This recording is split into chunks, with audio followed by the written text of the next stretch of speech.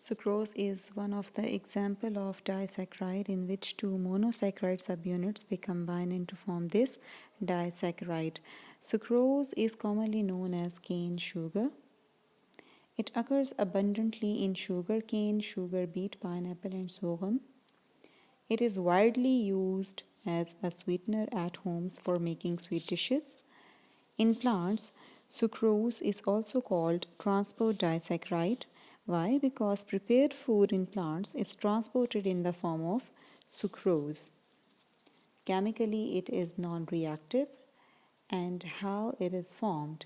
Formation of sucrose, it takes place by the condensation of glucose and fructose. Glucose भी monosaccharide है while fructose भी monosaccharide है, दोनों 6 carbon sugars हैं. If you look at this reaction, यहाँ पर ये वाला मॉलिक्यूल हमारे पास ग्लूकोज का मॉलिक्यूल है, कार्बन 6 मॉलिक्यूल, वाइल फ्रुक्टोज ये भी हमारे पास कार्बन 6 शुगर मॉलिक्यूल है. Actually what happens that the hydroxyl group जो है यहाँ पर देखें कार्बन 1 पर डाउनवर्ड पोजीशन में प्रेजेंट है, मतलब ये हमारे पास अल्फ़ा फॉर्म है ग्लूकोज की. यहाँ पर आपको नज़र आएगा जो फ्रुक्टोज है, कार्बन 2 पे जो हाइड्रोक्सिल है और कार्बन 1 पे जो हाइड्रोक्सिल है, बोथ विल रिएक्ट. दोनों का जब रिएक्शन होगा, hydroxyl from this carbon 1 of the glucose while hydrogen atom from carbon 2 of this fructose, they will combine and it results in condensation reaction. Condensation reaction का क्या मतलब है?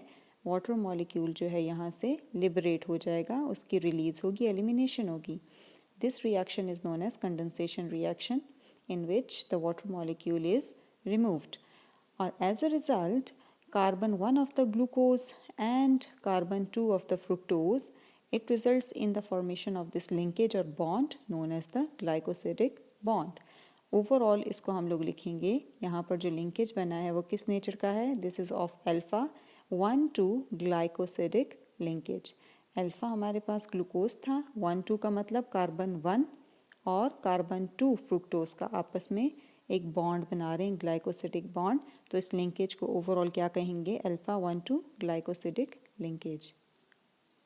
Now coming towards the another example of disaccharide, that is maltose. Maltose is commonly known as malt sugar and it is produced during the breakdown of starch and glycogen.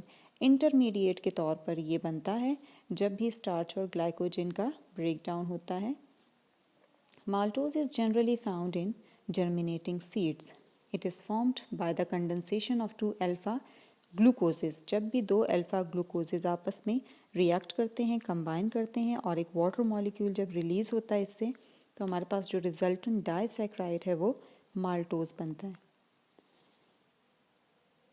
Here you can see in this figure, this is alpha glucose because the hydroxyl and hydrogen group की जो hydrogen atom and hydroxyl group की जो placement है at carbon 1, you can see here clearly hydroxyl group जो है carbon 1 के ऊपर downward position में प्रेजेंट है, और जबकि यहाँ पर हमारे पास जो दूसरा ग्लूकोज मॉलिक्यूल है वो भी अल्फ़ा नेचर का है.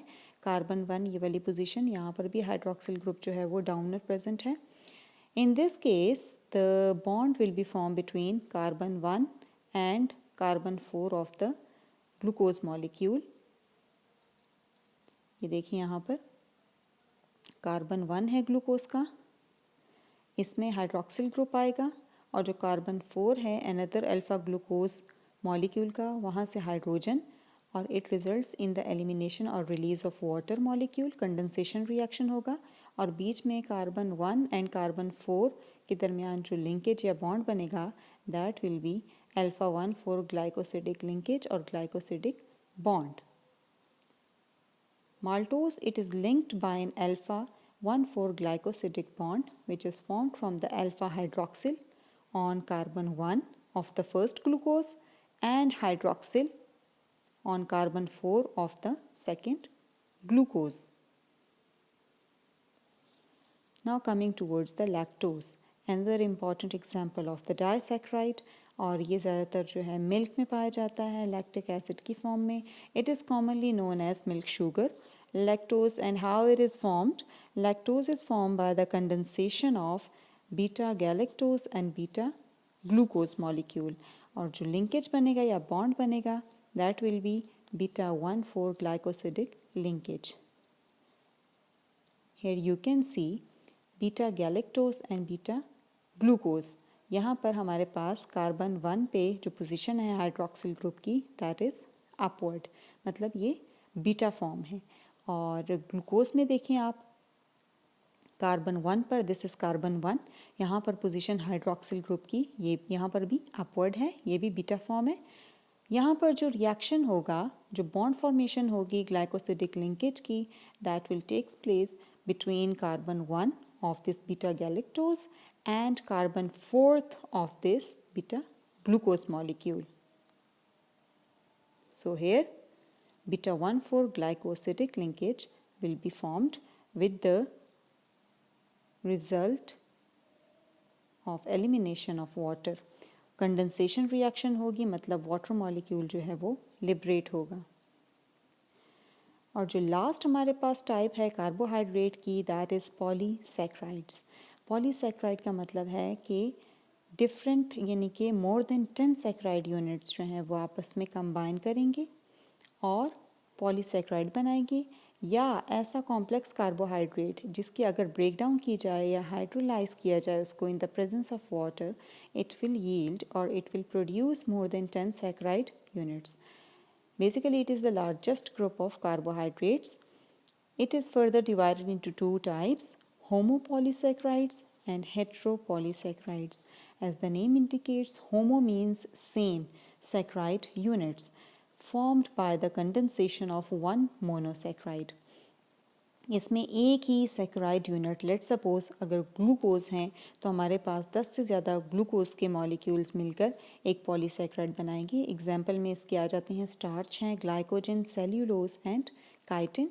while in case of heteropolysaccharides, as the name indicates, hetero means different, polysaccharides मतलब हमारे पास डिफरेंट सैकराइड यूनिट्स जब कंबाइन करेंगे उनकी कंडेंसेशन होगी, so they will form a हेटेरोपॉलीसैकराइड.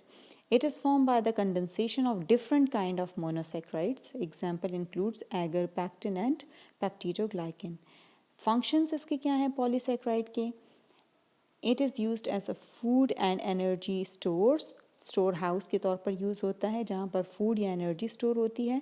Example में है स्टार्च एंड ग्लाइकोजन. जब इनकी ब्रेक डाउन होती है, हाइड्रोलिसिस होती है, तो इससे हमारे पास डिफरेंट जो हैं वो मोनोसैकराइड्स भी रिलीज़ होते हैं और एनर्जी भी रिलीज़ होती है. इसके अलावा ये स्ट्रक्चरल मटेरियल के तौर पर एक्ट करता है. पॉलीसैकराइड स्ट्रक्चर्स बनाता है इंपॉर्टेंट, फॉर एग्जांपल सेल्यूलोज और chitin in case of insects, exoskeleton वगैरह. और सेल्यूलोज